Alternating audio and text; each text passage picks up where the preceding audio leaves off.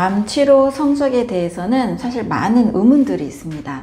캐나다 맥길 대학교의 암 전문의 118명에게 이렇게 질문을 했습니다. 당신과 당신의 가족이 암에 걸린다면 현대의 항암 치료를 하겠습니까? 화학요법을 사용하겠습니까? 라고 질문을 했을 때 무려 75%가 화학 치료를 하지 않겠다라는 답변을 했습니다.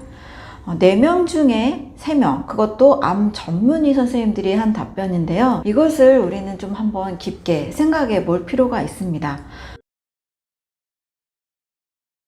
만약에 현대의학의 화학요법들이 치료가 잘 된다라면 당연히 그걸 선택해야 되겠죠. 하지만 그만큼 치료 성적이 좋지 않다라는 겁니다. 암 생존율 통계도 사실상 100% 신뢰하기는 어렵습니다. 5년 동안 암에 다시 재발하지 않았을 때 그것을 암 생존율이라고 합니다. 근데 5년 1주만 지나도 5년 1주 차에 만약에 암에 다시 걸렸을 때는 이것을 또 생존율 통계로 보지 않는다라는 거죠. 그래서 1950년대 이후에 2000년이 넘은 이 시점에서도 암 치료 성적은 향상됐다라고 보기가 어렵습니다. 방사선 치료라는 것은 100년 전과 똑같은 치료를 하고 있는 거죠. 말과 마차가 지나가던 그 시대에 했던 치료와 변함이 없다라는 사실입니다. 요즘은 불멸이다, 올해 노화도 질병이다 하면서 노화까지 극복하는 어마어마한 의학기술을 가지고 있는 시점인데도 암에 대해서는 치료가 바뀌지 않았다라는 사실은 우리가 한 번쯤 생각해 봐야 됩니다. 심지어 이제 많은 항암제 쪽도 보면 암 전문의들의 수입의 3분의 2가 이 항암제에서 수입이 있다라는 얘기들도 있습니다. 그래서 우리가 암에 대해서만큼은 다시 한번 재조명을 하고 나와 우리 가족이 암에 걸렸을 때 정말 어떻게 치료할 것인가는 깊게 생각해 볼 필요가 있습니다. 유전자 게놈 프로젝트가 완벽하게 분석이 됐는데도 불구하고 암에 대한 치료 접근은 굉장히 유전적으로는 해결이 안 되고 있었죠. 표적 치료제다, 면역 항암제다 해서 1세대 세포독성 항암제에 비해서 항암제가 많이 발달하고 바뀌긴 했습니다. 그래도 여전히 1세대 세포독성 항암제를 많이 쓰고 있는 현실에 있고 암세포가 계속 유전자 돌연변을 일으키기 때문에 암은 또 유전자에 기인한 질병이 아니다라는 것에 더 많은 흐름들이 모아지고 있습니다. 많은 질병들은 그에 따른 증상들이 사실 비슷합니다. 폐 질환이라면 폐 증상에 따른 질환들이 따라오고 감염성 질환이라면 그에 따른 열이 난다든지 구토를 한다든지 이런 감염성 질환에 대한 증상이 비슷합니다. 그런데 암만큼은 이런 2차 질환이 너무 다양하다라는 것을 확인한 거죠. 유전자도 너무나 다릅니다. 사실 1924년에 오토 바스부르크라는 사람에 의해서 암은 유전질환이 아니다, 대사질환이다 라는 이 새로운 관점이 제기됐습니다. 그래서 암은 유전질환이 아니라 대사질환이다 라는 것이 이미 초기에 1924년에 밝혀졌지만 하나의 의학 정설이 바뀐다는 것은 굉장히 많은 시간이 걸리는 것 같습니다.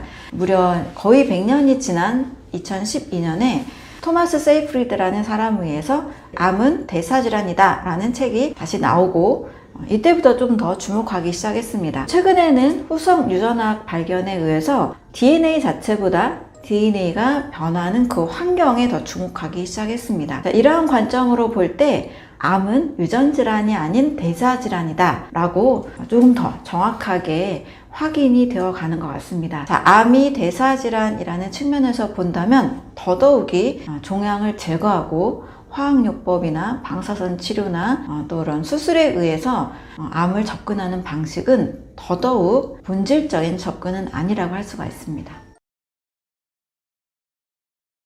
그렇다면 암에 걸렸을 때, 암이라는 진단을 받았을 때 우리는 무엇부터 생각을 해야 될까요? 대부분의 사람들은 내 암의 크기가 얼마나 되고 또 어떻게 수술을 해야 되고 어떤 약을 먹어야 되고 어떻게 이제 생활해야 될까 라는 것만 생각하기가 쉽습니다. 그러나 암은 대사질환이다 라는 측면에서 본다면 이보다 더 중요한 질문들을 한번 해봐야 됩니다.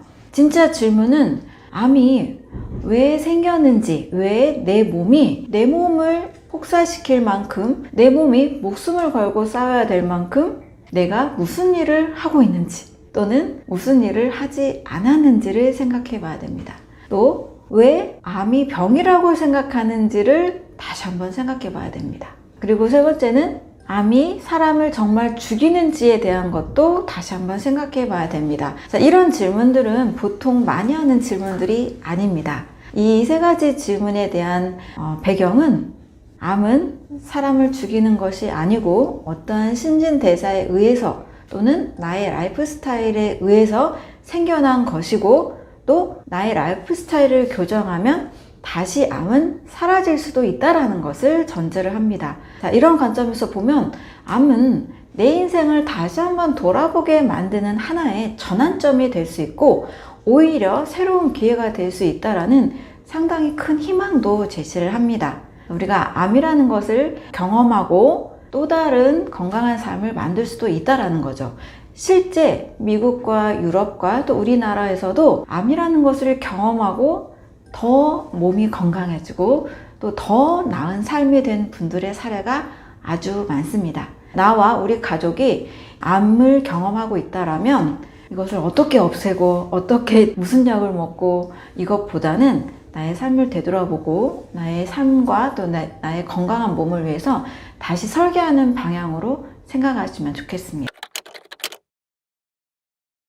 암은 비정상적인 세포들이 통제를 벗어나서 성장하고 전이되는 특징을 가진 질병을 뜻합니다.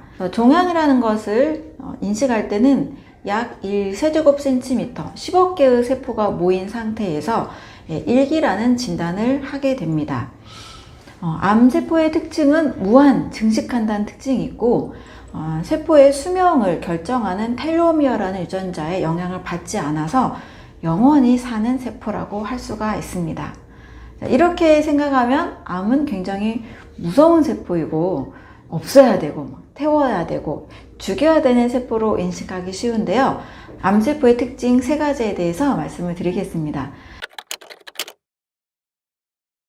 첫 번째로 암은 사람을 죽이지 않는다입니다. 암세포가 정상세포를 죽이게 하는 어떤 특정한 독소를 뿜거나 또 정상세포를 치명적으로 공격해서 죽인다라는 과학적 근거가 있을까요? 사실상 이 근거는 없습니다. 때로는 종양이 너무나 커져서 뇌신경세포나 혈관을 만약에 막는다라면 그때는 문제가 될 수 있습니다. 그러나 위 점막벽에, 위벽 안에 또 어떤 조직 안에 작은 혹으로 생겼을 때 이 혹에서 무시무시한 물질을 내뿜어서 정상세포를 파괴할까요?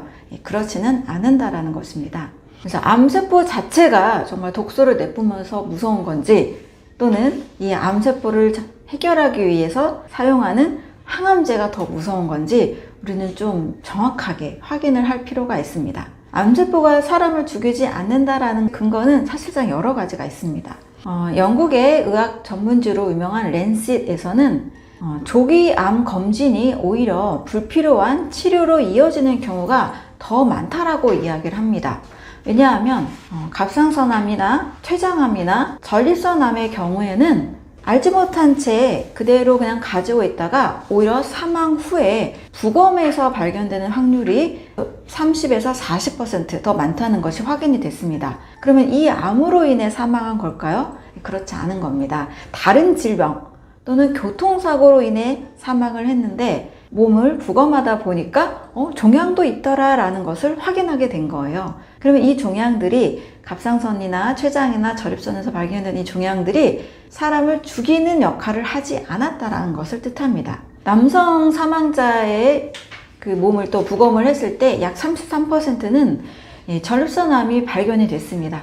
그러나 이 전립선암으로 사망하는 확률이 1%밖에 되지 않았다라는 거죠. 또 75세 이후에 전립선암에 걸릴 확률은 무려 50%가 되는데요. 역시 전립선암으로 사망하는 확률은 0.1% 정도밖에 지나지 않았습니다. 이러한 근거들이 사실 너무나 많습니다.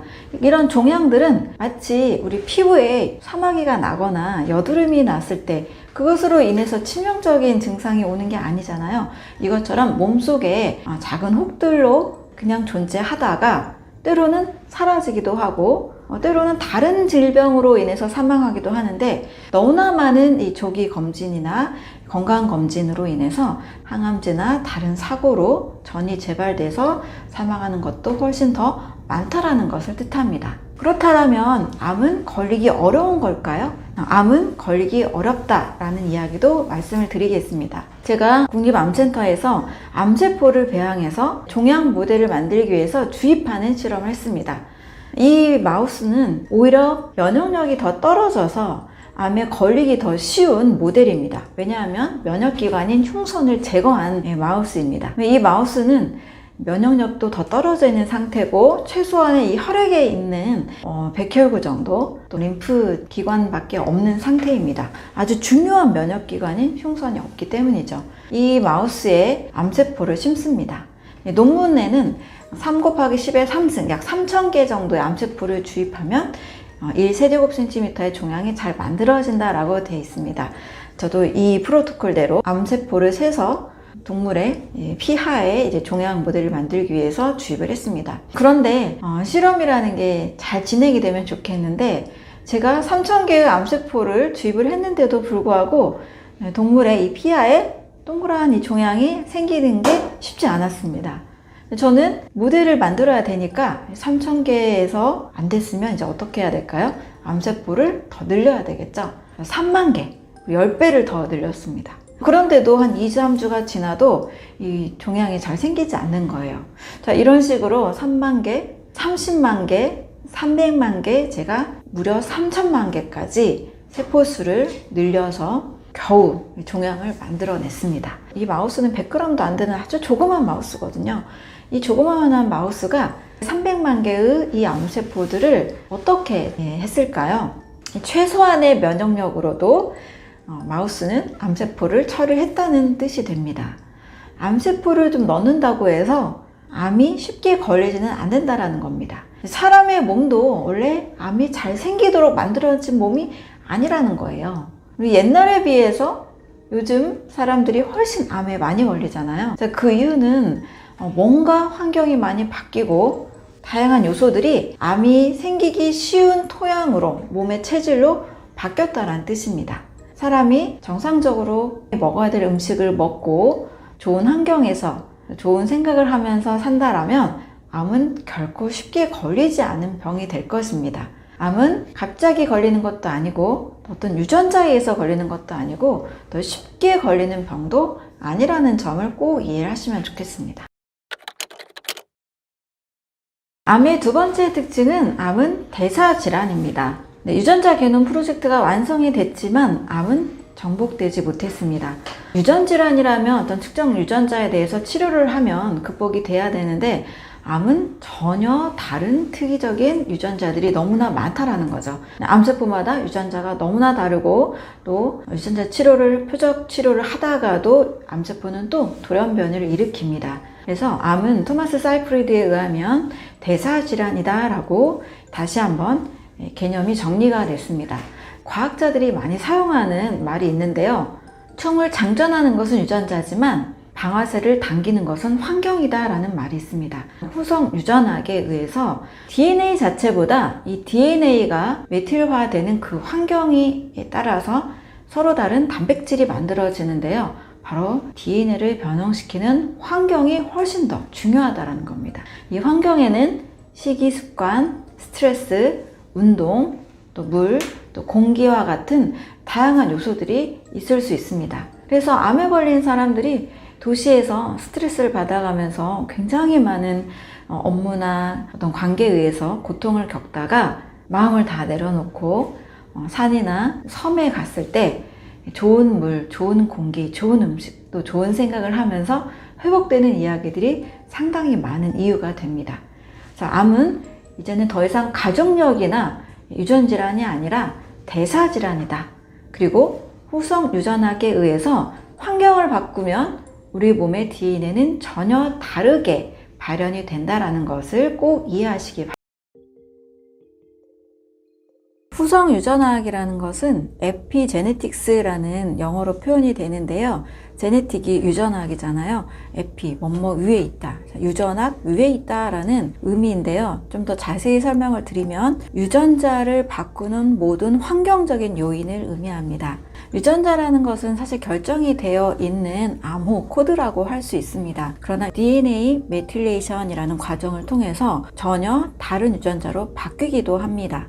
후성 유전학을 설명을 할 때는 이 환경적 요인, 예를 들면 먹는 것, 스트레스, 운동, 공기, 또 기분을 좋게 하거나 나쁘게 하는 심리적인 여러 요소들, 이런 모든 것들에 따라서 몸은 달라질 수 있다를 이야기를 합니다. 쉽게 많이 드는 후성 유전학의 예로서는 코끼리 상아 이야기가 있습니다. 아프리카에서 상아가 길게 자란 코끼리를 사냥하는 많은 사람들이 있었던 시절이 있었어요. 이 상아가 굉장히 비싸잖아요. 이 모습을 지켜보는 상아가 있는 많은 코끼리들은 자기 이제 동료들이 사냥꾼에 의해서 상아가 있는 코끼리는 잡혀가고 상아가 없으면 잡혀가지 않는구나, 죽지 않는구나, 이것을 바라보면서 학습한 이 코끼리들의 몸에 변화가 일어나기 시작했습니다. 몇 세대를 지나서 보니까 상아가 있는 코끼리는 점점 줄어들고 태어나지 않았고 상아가 없는 코끼리들로 변화가 되었습니다. 이러한 밀렵꾼들의 사냥을 금지하는 시기가 또 한동안 찾아왔습니다. 그랬더니 코끼리들이 상아가 있어도 잡혀가지 않는구나, 이것이 또 학습이 된 거예요. 그 후로 또 몇 세대는 원래대로 상아가 있는 코끼리들이 계속 나오기 시작했습니다. 코끼리들의 심리적인 공포와 불안 때문에 유전자가 바뀌어서 상아가 있는 코끼리가 나오기도 하고 없는 코끼리가 나오기도 합니다. 또 하나 후성 유전학적 예로는 로얄 젤리를 먹은 벌에서도 확인할 수가 있습니다. 일반 벌과 여왕 벌은 어떤 차이가 있을까요? 원래 유전자가 그렇게 결정된 것은 아니라고 합니다. 일반 이 벌들도 로얄 젤리를 계속 먹으면 수명이 7주였던 이 일반 벌들이 수명이 7년으로 바뀌는 여왕 벌로 탄생한다고 합니다. 먹는 것에 따라서도 수명이나 또 여러 행태가 다 바뀔 수 있다는 거죠. 따라서 많은 과학자들이 이 후성 유전학을 설명할 때는 유전자는 이제 당신의 운명이 아니다. 당신이 선택하는 것이 당신과 당신 후대를 결정할 수 있다라고 합니다. 이런 말을 많이 사용을 하는데요. 긍정적인 측면으로 보면 우리가 좋은 음식을 먹고 좋은 생각을 하고 좋은 곳에 살면 지속적으로 몸이 좋아지면서 이 좋은 몸을 우리 후손에게도 전달해 줄 수가 있습니다.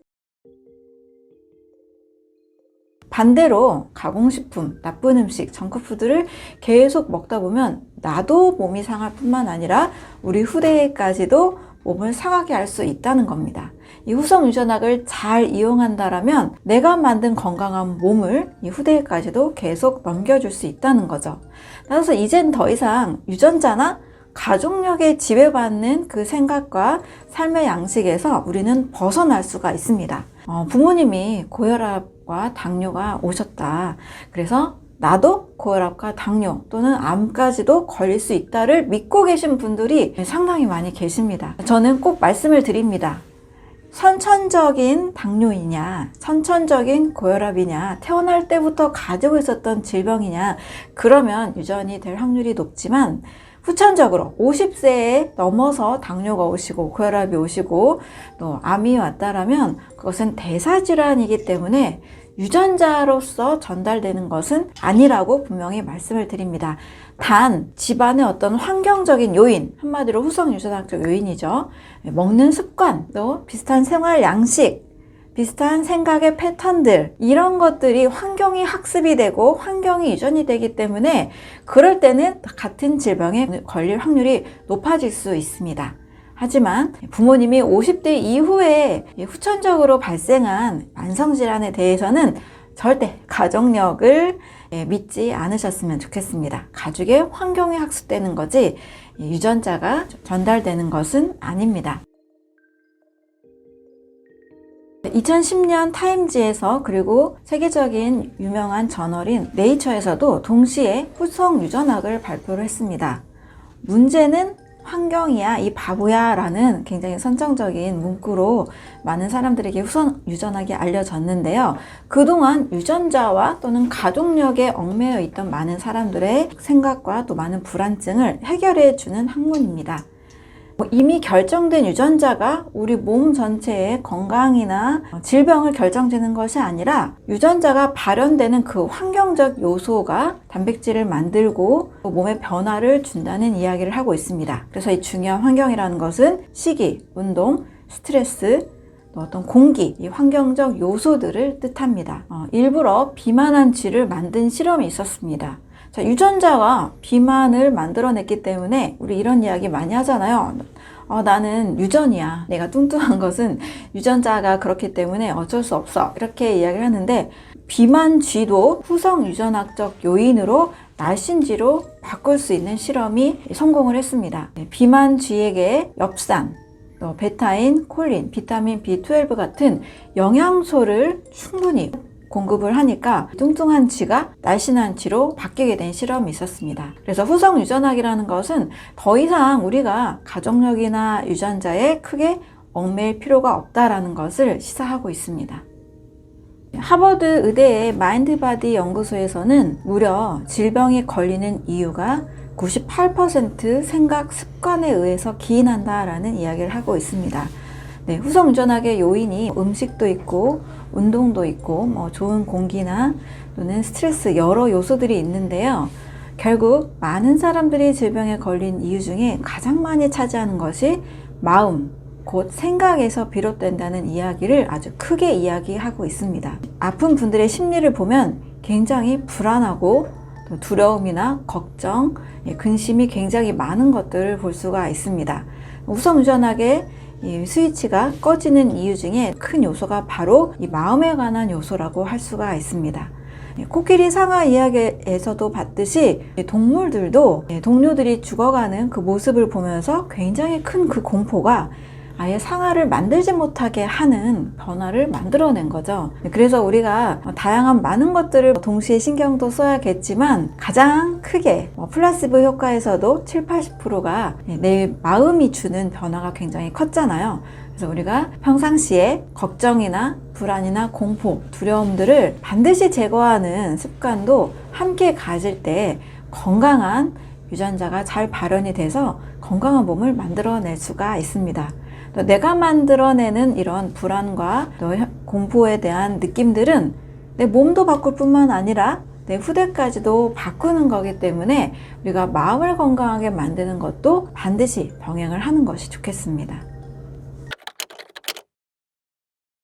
네, 전 세계에서 100세 이상의 사람들이 암이나 심혈관 질환 없이 건강하게 살고 있는 동네들을 찾아본 연구 결과가 있습니다. 바로 블루존이라는 섬인데요.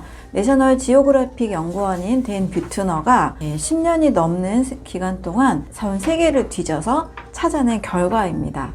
그곳은 대부분 섬들로 구성이 되어 있어요. 이탈리아의 사르데냐 지역, 미국의 캘리포니아 로마린다 지역, 그리고 코스타리카의 니코야, 이런 지역들인데요. 이곳에 100세 이상의 사람들이 공통적으로 하고 있는 9가지 삶의 규칙들을 찾아보게 되었습니다.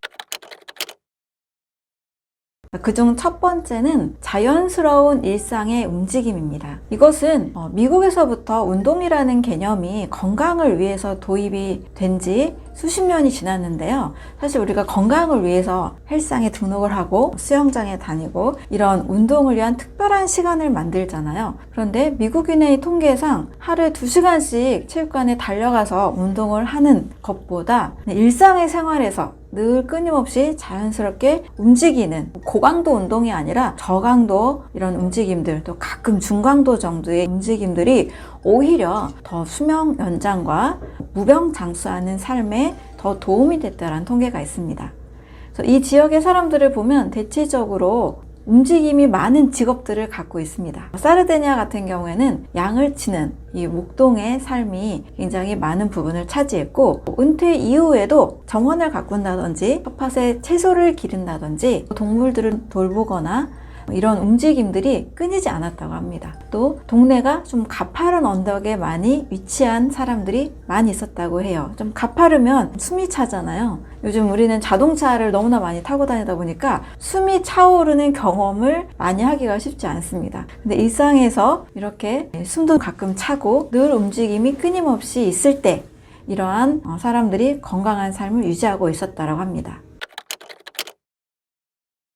두 번째는 일본의 하라하치부라는 이 문화가 있습니다. 식사의 약 80%만 먹는 습관입니다. 지나치게 배부르게 먹지 않는다는 거예요. 우리가 과식이라는 것을 일상에서 경험하기가 쉬운데요. 장수하는 사람들은 어느 정도 배가 차오르면 이제 식사를 좀 했다.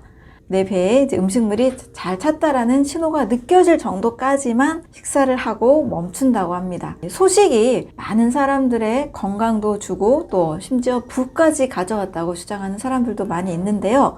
너무나 힘겨운 소식은 아닐지라도 과식하지 않는 습관, 한 80%까지만 식사하는 습관이 우리가 질병 없이 건강한 삶을 사는데 크게 도움을 주는 것으로 나타났습니다. 네, 세 번째는 채식 위주의 식사입니다. 완벽한 채식주의자가 되자, 비건을 하자, 이것은 아닙니다. 하지만 채식에 가까운 식사가 훨씬 많은 사람들에게 장수에 도움이 되고 있는 것으로 명확하게 밝혀졌습니다. 일반 식사에서도 가공식품은 사실 드시는 분들이 거의 있지 않았어요. 또 건강하게 장수하던 그 마을에 어느 순간에 또 패스트푸드나 편의점이 들어오기 시작하면서 또 건강이 망가지는 이런 패턴들도 나타났습니다. 우리가 이 식단에는 과일류나 채소류, 또 해조류, 버섯류, 견과류, 씨앗류 같은 또 통곡식 같은 음식을 일단 주로 구성을 하고 육류 섭취는 아주 가끔이나 최소한으로 먹고 있는 모습을 확인할 수 있었습니다. 이 오키나와 지역에서는 돼지고기를 먹긴 먹는데요. 40g 정도 순수 살코기 위주로만 먹는 패턴이 발견이 됐습니다.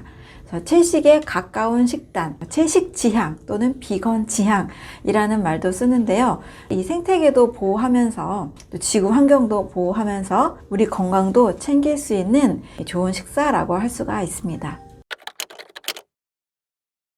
네 번째는 의외의 모습이 있었습니다. 인생을 바꾸는 포도주다, 이렇게 블루존에서는 설명이 되어 있습니다. 여러분, 포도주 하면 술이니까 완전히 금해야 된다라는 생각을 하시는 분들도 있을 수 있습니다. 그렇게 하시면서 건강을 관리하시는 것도 좋은 방법입니다. 그런데 블루존 사람들을 보니까 하루 한 잔 정도의 와인을 마시는 습관이 있는 것을 확인할 수 있었습니다. 저는 이 포도주 자체가 크게 건강을 돕는다라는 의미보다는 포도주 한 잔을 같이 마시면서 함께 삶의 여유를 느끼는 그 순간, 마음을 또 비우고 행복감을 느끼는 그 순간이 더 건강에 도움이 된 것이 아니었을까라는 생각을 합니다. 네, 다섯 번째는 인생의 목표를 설정하는 것이었습니다. 일본의 오키나와에서는 이키가이라고 해서 내가 무엇을 위해 살고 왜 살아야 되는지라는 분명한 삶의 목적의식 또는 보람을 꼭 가지고 살았다는 거예요. 우리가 삶을 살아가면서 해야 할 일도 많고 너무나 바쁘게 지나다 보니 도대체 내가 무엇을 위해 사는지, 왜 사는지, 또 삶의 보람이나 만족감, 이 성취도를 잃어버리고 사는 경우도 종종 있는 것 같습니다. 블루존 사람들을 보니까 삶의 보람 또는 삶의 목적, 이러한 내적인 요소들을 꼭 챙겨가는 것을 볼 수 있었습니다. 그래서 시간을 내서 내 삶을 전체적인 관점으로 바라보고 의미와 보람을 찾아가는 것, 이것이 반드시 중요한 무병장수의 요소라고 볼 수가 있습니다. 삶의 보람이나 목적이 직접적인 수명과 연관된 통계가 있는데요. 우리가 2000년도 밀레니엄 버그라고 해서 1999년을 살아갈 때 상당히 많은 불안과 걱정, 두려움이 있었던 시기를 경험해 본 분들이 많이 계실 겁니다. 전 세계 통계적으로 보니까요, 1999년 12월 31일 직후에 수많은 노인들이 사망을 했다고 합니다. 노인이기 때문에 좀 더 삶의 의욕도 떨어졌을 수 있지만 2000년도가 주는 불안과 공포가 굉장히 컸다라는 거죠. 삶의 목적을 잃어버린 그 순간에 직접적으로 사망까지 가져오게 하는 너무나 큰 반향을 일으키는 사건이 있었다는 것을 확인할 수가 있었습니다. 내가 무엇을 위해 살아야 되고 또 삶의 순간순간 느끼는 그런 보람들을, 삶의 만족감을 반드시 꼭 챙겨가시면 좋겠습니다. 6번째는 느리게 살기입니다. 우리가 굉장히 바쁩니다. 또 빨리빨리 문화가 한국인들은 더 크게 작용을 하죠. 물론 덕분에 많은 경제 성장과 발전을 이루었지만 과연 이렇게 빨리빨리 된 배경 속에 우리는 삶의 만족도, 행복도도 같이 올라가는지도 확인을 해야 됩니다.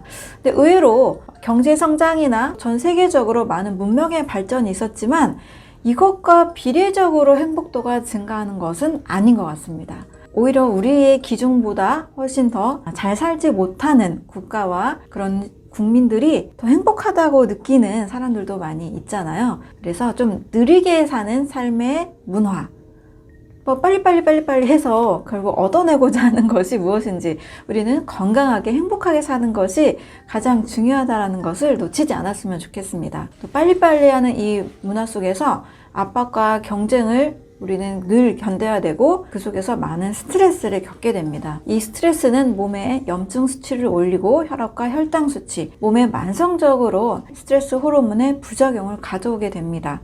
느리게 살고 삶의 여유를 느끼면서 우리의 삶을 좀 돌아보면서 산다면 만성 염증이나 또는 노화지표나 또 세포 분열들이 더 잘 되는 것을 확인할 수가 있습니다. 좀 느리게 사는, 좀 숨고르며 사는, 또 삶의 순간순간에 즐거움을 느끼며 사는 삶의 모습도 굉장히 블루존의 중요한 수명의 장수의 요소로 꼽히게 됐습니다. 7번째는 매우 중요한 부분인데요. 소속감입니다. 재미있게도 이 7가지 블루존 지역의 100세 이상 장수한 사람들의 모습을 보니까 대부분 종교를 가지고 있었습니다. 그게 천주교이든 혼합 종교이든 상관없이 영적인 공동체에 내가 소속돼 있다라는 그 느낌이 건강에 도움을 준 것으로 알려졌습니다. 사람이라면 사회적 동물이라고 하잖아요. 그래서 내가 어느 공동체 일원이 되고 이 공동체에 뭔가 기여도 하고 있고 또 함께 한다라는 그 연대감과 연결감이 건강과 수명에 굉장히 큰 도움을 준 것으로 나타났습니다. 8번째는 가족을 최우선순위로 두는 문화였습니다. 우리나라 보면 요즘 요양원 굉장히 많이 늘어나고 있잖아요. 많은 노인들이 요양원에서 삶을 이어가고 계십니다. 그런데 이탈리아의 사르데냐 지역에는요, 요양원을 발견할 수가 없다고 합니다. 굉장히 특이한 문화가 있는데요. 한 가족이 할머니나 할아버지가 되면 그 자녀, 아들, 딸이나 이 자녀의 자녀, 손주들이 있죠. 하루에 한 명씩 할머니, 할아버지를 돌보는 것이 당연한 문화로 되어 있다고 합니다.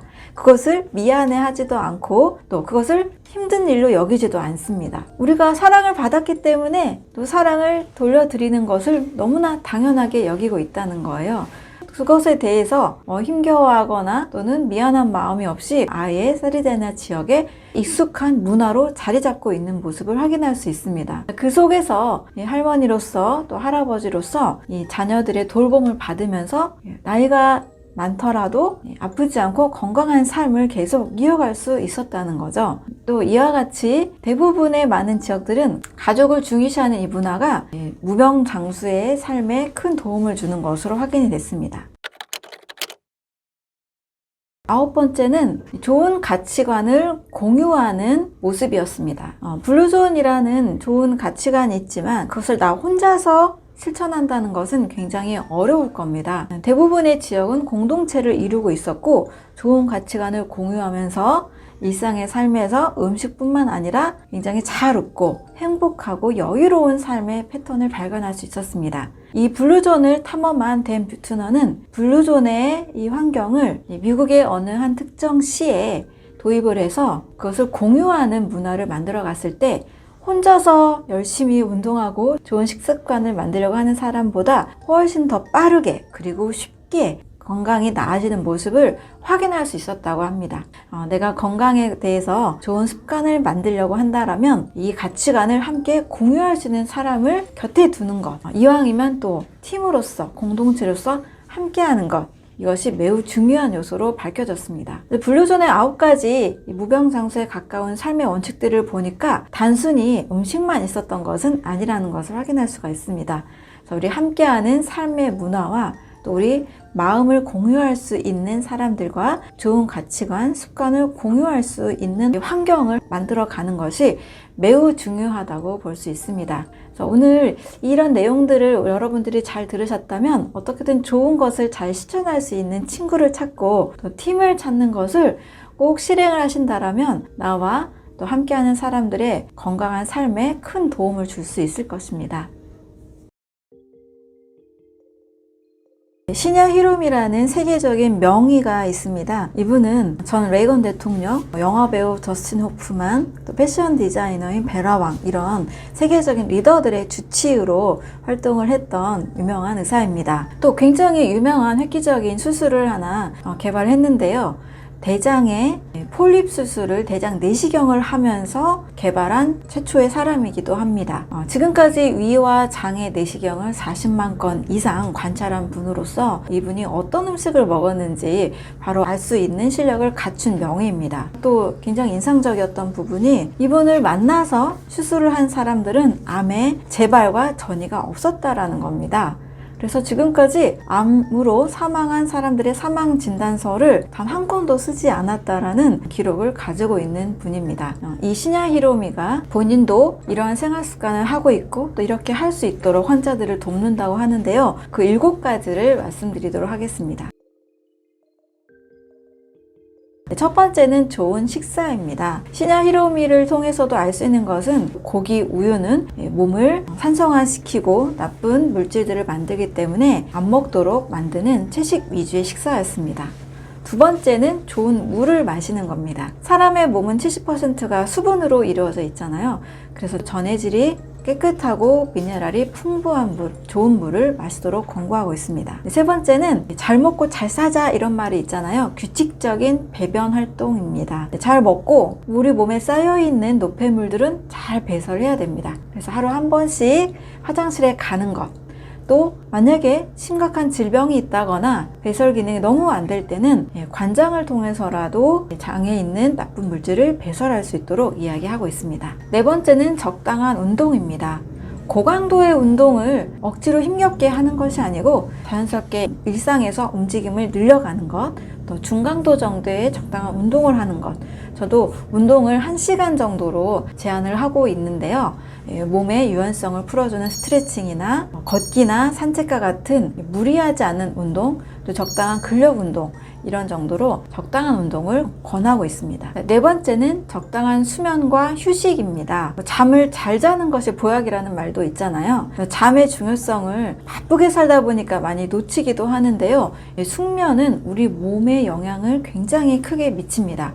잘 자는 동안에 내 몸에 있는 나쁜 세포도 사라지고 암세포도 해결이 되고 정상적인 세포가 건강하게 분열할 수 있도록 만들어주는 환경을 제공합니다. 또 휴식하는 거, 잘 쉬어야만 몸이 잘 회복이 되잖아요. 적당한 수면과 휴식하기가 중요한 요소로 이야기를 하고 있습니다. 여섯 번째는 바른 호흡하기입니다. 저도 상담하면서 꼭 복식호흡을 말씀을 드리는데요. 대부분 우리가 일반적으로 그냥 숨을 쉬면 흉식호흡만 합니다. 폐호흡만 하게 되는데요. 복식호흡을 통해서 우리 온몸의 오장육부와 모세혈관까지도 충분히 산소를 공급해 주는 것을 중요하게 말씀을 드립니다. 시냐 히로미도 바른 호흡, 우리 몸의 세포에 충분한 산소를 전달하는 것 매우 중요하게 이야기하고 있습니다. 7번째는 사랑과 감사하기입니다. 의사 선생님들이 대부분 몸에 대한 접근만 많이 이야기하기가 쉬운데요. 사랑하는 것, 감사하는 것을 통해서 우리 마음에 있는 여러 나쁜 해를 주는 요소들도 제거를 하고 좋은 마음의 영양제가 될 수 있는 요소들도 꼭 중요하게 이야기하고 있습니다. 사랑을 할 때 좋은 호르몬이 나오잖아요. 역시 감사할 때도 몸에 좋은 호르몬들이 나와서 우리 몸을 지켜줍니다.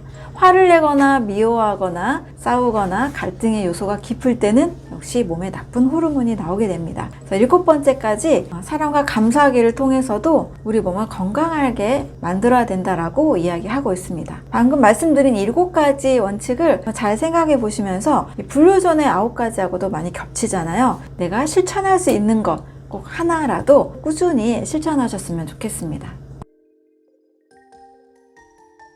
최근에는 심신의학이 발달을 하면서 마음이 차지하는 부분이 굉장히 크다는 것을 이야기하고 있습니다. 신념의 생물학이라고 하는 생물학의 대가로서 의식과 마음이 중요하다는 것을 강조하는 생물학자가 있습니다. 바로 브루스 립튼이라는 사람인데요. 이 사람은 마음, 즉 의식이 우리의 몸과 우리의 삶을 다 창조한다. 세포도 만들어낸다. 이렇게까지 이야기를 하고 있습니다. 결국 마음의 창조자가 되자, 좋은 마음을 우리가 잘 만들어서 우리의 세포 또 우리 온몸을 건강하게 만드는 것의 중요성을 이야기를 하고 있습니다. 결국 마음이 치료제가 될 수 있다를 또 제시를 하고 있는데요. 저도 많이 공감을 하고 있습니다. 실제 많이 상담을 해보니까요.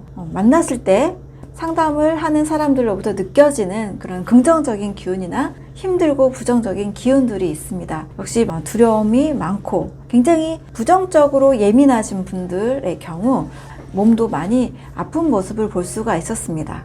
그래서 마음을 굉장히 저도 요즘 중요하게 생각하고 또 공부도 많이 하고 있는데요. 치료제가 되는 마음 습관을 3가지만 말씀드리도록 하겠습니다. 첫 번째는 감사하기입니다. 심신의학을 연구하는 많은 사람들이 감사를 할 때 심혈관 지표의 노화 세포나 염증 수치가 내려가고 심장 박동이 안정되는 것을 직접적으로 이야기를 하고 있습니다. 감사를 할 때는 좋은 것을 계속 생각하게 되고 또 마음이 차분해지잖아요. 그러면서 심장 박동, 혈당 안정, 또 스트레스 호르몬이 완화되고 염증 수치가 줄어드는 굉장히 신기한 효과들이 있습니다. 심지어 백혈병 환자로 있었던 어떤 분의 경우 하루에 감사 일기를 100가지씩 찾아서 쓰는 거예요. 이분이 하는 이야기가 그동안 내 생각이 굉장히 부정적으로 치우쳐 있었다. 이것을 깨닫게 됐다라고 이야기합니다. 부정적인 요소들이 싹 사라지고 긍정적인 것을 계속 생각하니까 백혈병의 그 지수들이 완화가 되고 심지어 사라지는 혈액 검사도 확인이 되기도 했었습니다. 그래서 감사하기를 일상에서 늘 습관적으로 한다라면 그 마음으로 인해서 병이 찾아오는 일은 없을 겁니다. 두 번째는 긍정적인 생각의 습관입니다. 감사하기하고도 이어질 수 있다고 할 수 있겠죠. 우리가 부정적인 것을 많이 생각할수록 불평이 생기고 원망이 생기고 또 미움이나 나쁜 감정들이 계속 연결이 되잖아요. 그 반대로 하는 겁니다.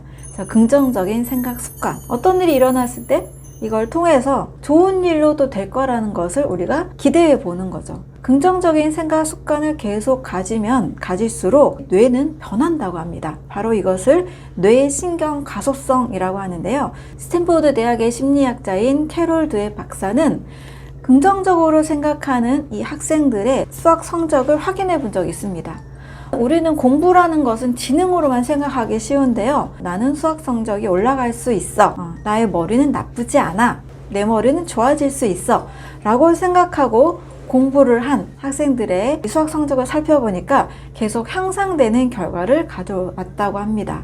우리 뇌는 제가 계속 세포 분열을 말씀을 드리는 것처럼 뇌도 신경 가소성이 있어서 긍정적으로 생각하면 긍정적으로 이 뉴런들이 더 확장이 되면서 지능이 올라가고 성적이 향상되는 결과를 가져온다고 합니다. 반대로 부정적인 생각 습관을 가지게 되면 또 어떻게 될까요? 마찬가지로 부정적인 생각 습관을 가지면 뇌는 또 정직하게 부정적으로 계속 키워가는 것으로 알려져 있습니다. 그래서 신경 가소성, 변할 수 있다라는 뜻입니다. 그래서 나는 머리가 나빠. 우리 집안은 머리가 나빴어. 나는 유전자가 나빠. 이런 생각 자체가 머리를 나쁘게 만들고 성적을 떨어뜨리는 효과가 있기 때문에 나의 머리는 좋아질 수 있어. 나의 건강은 더 나아질 수 있어. 또 어떤 일이 왔을 때도 당장은 안 좋은 일처럼 보일지라도 이것이 전화위복이 돼서 좋은 일로 풀리는 경우가 상당히 많은 것을 알 수 있잖아요. 그래서 늘 생각을 긍정적인 생각 습관을 갖는 것, 이것이 바로 치료자가 되는 마음이라 할 수 있습니다. 세 번째는 이타심과 봉사입니다. 여러분, 세계에서 제일 행복한 사람이라고 알려진 사람이 있는데 누군지 아시나요? 이 뇌신경 과학자 데이비드라는 사람이 관찰을 한 결과라고 합니다. 수만 명의 자원봉사자와 이 사람의 뇌파를 측정을 했는데요. 우리가 행복 수치라고 알려진 뇌의 감마파가 확연하게 올라가 있는 이 사람을 발견했다고 합니다. 바로 매튜 리카르라는 사람이에요. 이 사람 원래 유전학자였는데요. 직업을 바꿔서 티벳의 이 승려로 살고 있다고 합니다. 200개가 넘는 전극을 뇌에 꽂아서 뇌파를 측정을 해봤는데요. 이 수치가 일반 자원봉사자들보다도 확연하게 높았다고 합니다. 이 사람이 쓴 책이기도 하고 늘 주장하고 있는 이 마음이 있는데요. 바로 이타심입니다. 나를 통해서 타인에게 도움이 되는 삶을, 그런 마음을 이야기하는 건데요. 우리가 나만 계속 자기에게로 빠져드는 상태가 많은 심리적 질병이나 우울증이나 많은 질병으로 가기가 쉬운 상태라고 이야기를 하고요. 내가 아닌 남을 위한 것, 내가 타인과 세상을 위해서 무엇을 할 수 있는지, 아주 작은 봉사라도 우리의 시선을 내가 아닌 남에게 돌릴 때 더 근본적인 행복한 마음 상태가 될 수 있다라고 이야기를 하고 있습니다. 그래서 감사하기, 긍정적인 생각 습관, 또 이타심과 봉사하는 마음, 이런 마음들이 우리의 삶에 더 건강한 삶과 우리 건강한 몸을 만들어줄 수 있다는 사실을 기억을 하고, 내가 할 수 있는 작은 것 한 가지라도 꼭 실천해 보시는 여러분들이 되셨으면 좋겠습니다.